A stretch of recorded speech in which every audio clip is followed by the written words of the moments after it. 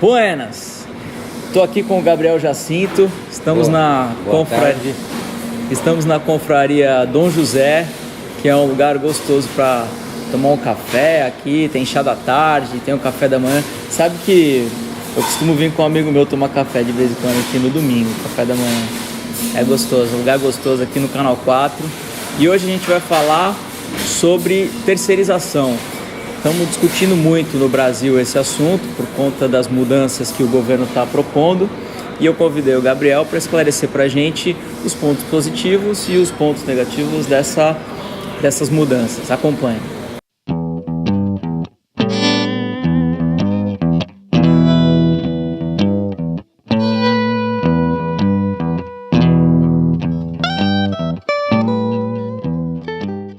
Gabriel, no Brasil está todo mundo falando sobre essas mudanças propostas pelo governo em relação à terceirização. O que isso impacta? O que você pode trazer para a gente? O que isso pode impactar de positivo ou de negativo na economia? Muito bem, eu acho o seguinte, a terceirização, eu acho que nós temos que analisar a terceirização por vários aspectos. Primeiro ponto eu vou falar como cidadão, depois eu falo como empresário. Eu acho que são vários os pontos que nós temos que analisar. Eu acho que é uma mudança que chega tarde. É uma mudança que a nossa legislação trabalhista, no meu modo de ver, é um dos grandes empecilhos para o crescimento da nossa economia, do desenvolvimento do Brasil. É muito antiga, né? Ela não muda há muitos anos. Não só pelo fato de ser muito antiga, mas ela é muito cara. Um dos pontos eu procuro sempre me atualizar. Há um ano mais ou menos eu escutei uma palestra do atual ministro da Fazenda, o senhor Henrique Meirelles, e um dos pontos que ele colocou negativos da nossa economia foi justamente a nossa legislação trabalhista.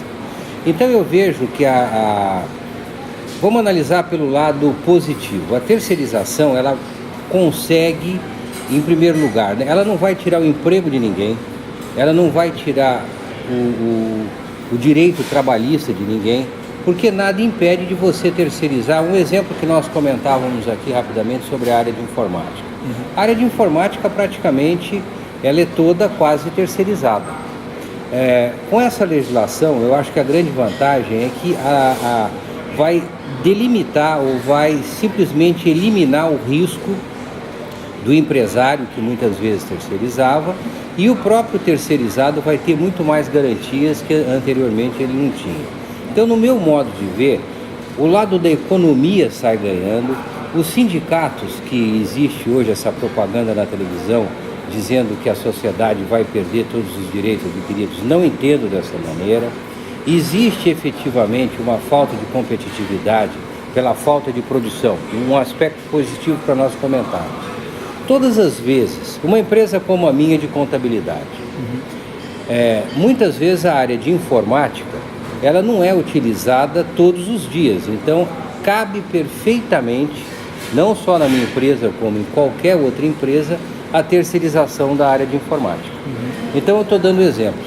Por exemplo, numa fábrica, por exemplo, segurança, isso já poderia antes. Sim. Agora já com toda certeza sem qualquer risco para ninguém. Então a grande polêmica dessa nova regra, dessas novas regras propostas, eu acho que a maior polêmica é que você pode passar a terceirizar as atividades exatamente. Fim, é isso? Um hospital, por exemplo, não existe conceito mais deturpado no Brasil do que o de cooperativas.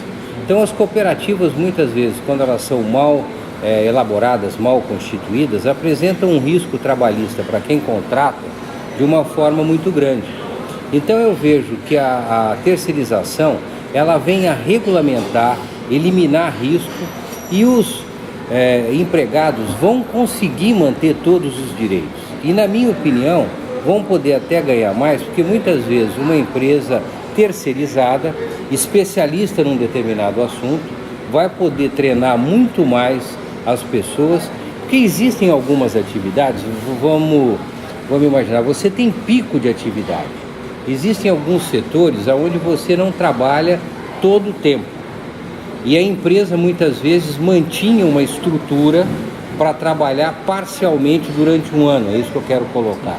Então a empresa poderia contar com esse profissional só pelo período que ela vai usar ele. Exatamente. E o profissional de repente tem a oportunidade de trabalhar um período numa empresa e um período em outra. É isso que eu quero dizer. E dessa forma a economia pode se ajustar. Com mais eficiência, com mais treinamento, com os impostos sendo recolhidos, com os direitos sendo mantidos.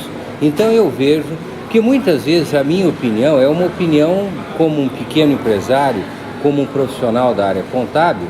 Então, quando eu falo comparativamente com um atual ministro, ex-presidente do Banco Central do Brasil, comenta que a nossa falta de produtividade, um dos elementos é o custo em comparação com a produtividade na área trabalhista, nós temos que levar em consideração que a terceirização, e você veja que a terceirização é um dos aspectos da legislação trabalhista.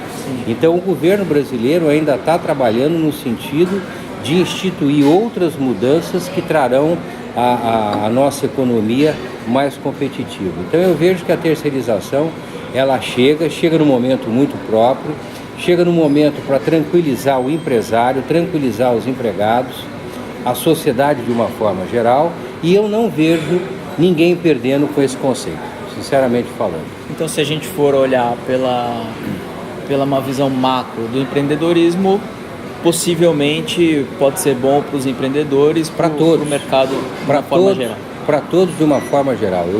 Eu entendo que a terceirização deveria ter chegado há mais tempo e é uma coisa tremendamente retrógrada o fato de nós escutarmos muitas vezes esses discursos colocando que a sociedade, os empregados, estariam sendo prejudicados. É óbvio que a lei, também não vamos... Uma terceirização mal feita, aquela que não registra os empregados, nós estamos falando uma coisa obedecendo à lei. Tá. É isso que eu estou querendo dizer. Legal. Tá certo? E não fazer uma coisa para evitar o descumprimento da legislação trabalhista. Contornar a lei, porque aí vai prejudicar. Aí sim, mas pode prejudicar hoje também. Então eu digo que, na verdade, o que nós temos é que cumprir a lei para manter os direitos, assegurar os direitos já conquistados. Legal.